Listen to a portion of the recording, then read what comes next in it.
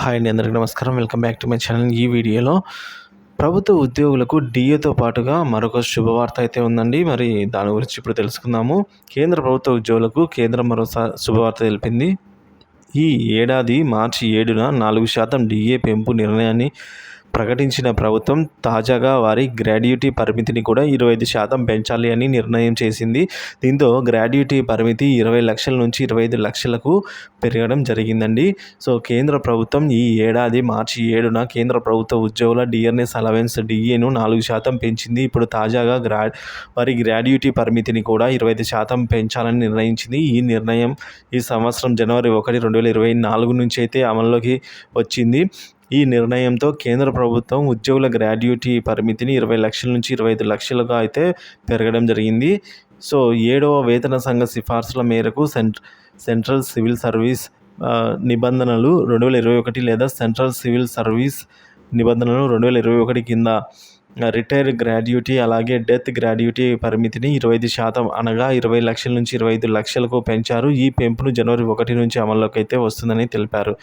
So ఈ విధంగా ప్రజల ఫిర్యాదులు మరియు పెన్షనర్ల విభాగం పెన్షన్స్ అండ్ పెన్షనర్స్ వెల్ఫేర్ కార్యాలయం అయితే ఈ విధంగా అనౌన్స్మెంట్ చేసింది. గ్రాడ్యుటీ పరిమితిని పెంచడానికి మొదటి సంవత్సరం ఏప్రిల్లో అయితే నిర్ణయం తీసుకున్నారు. కానీ అందుకు సంబంధించి సర్క్యులర్ మే 1న విడుదల చేశారు. సో ఒక యజమాని తన ఉద్యోగి అతను కంపెనీకి అందించే సేవలను ప్రతిఫలంగా చెల్లించే మొత్తాన్ని గ్రాడ్యుటీ అంటారు. అయితే 5 ఏళ్లకు లేదా అంతకంటే ఎక్కువ కాలానికి కంపెనీలో పనిచేసిన ఉద్యోగులకు మాత్రమే గ్రాడ్యుటీ మొత్తాన్ని ఇస్తారు. జీతం, పెన్షను, ప్రావిడెంట్ ఫండ్తో పాటు ఇది కూడా లభిస్తుంది. గ్రాడ్యుటీ చెల్లింపు చట్టం 1972 ద్వారా అయితే దీనిని అమలు చేయడం జరుగుతుందండి. ఇక మార్చిలో డిఏ పెంపు ప్రకటన ఏంటంటే, అంతకుముందు మార్చి నెలలో కేంద్ర ప్రభుత్వ ఉద్యోగులకు డిఆర్ఎస్ అలవెన్స్ డిఏ హైక్ అనేది పెన్షనర్లకు డిఆర్ అనేది 4% పెంచుతున్నట్లుగా కేంద్ర ప్రభుత్వం ప్రకటించింది. ఈ పెంపుతో వారి డిఏ లేదా డిఆర్ అనేది 45% నుంచి 50%కి రీచ్ అయింది. సో జనవరి 1, 2024 నుంచి కొత్త డిఏ అమల్లోకి వస్తుంది. ఈ పెంపు వల్ల రాష్ట్ర ఖజానాకు ఏటా 12,868 కోట్ల రూపాయల భారం పడుతున్నట్టు వివరించింది.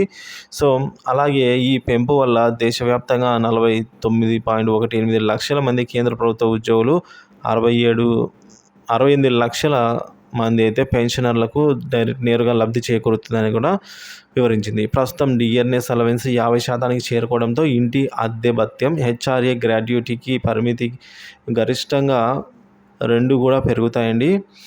సో హెచ్ఆర్ఏ మరియు గ్రాడ్యుటీకి గరిష్ట పరిమితి. ఇక మునుపటి డిఆర్ఎస్ అలవెన్స్ పెంపు 2023 అక్టోబర్లో 42% నుంచి 46%కి పెరిగింది. 7వ సంఘ సిఫార్సుల ప్రకారం ఈ పెంపు ఉంటుందని అయితే ప్రభుత్వం తెలిపింది.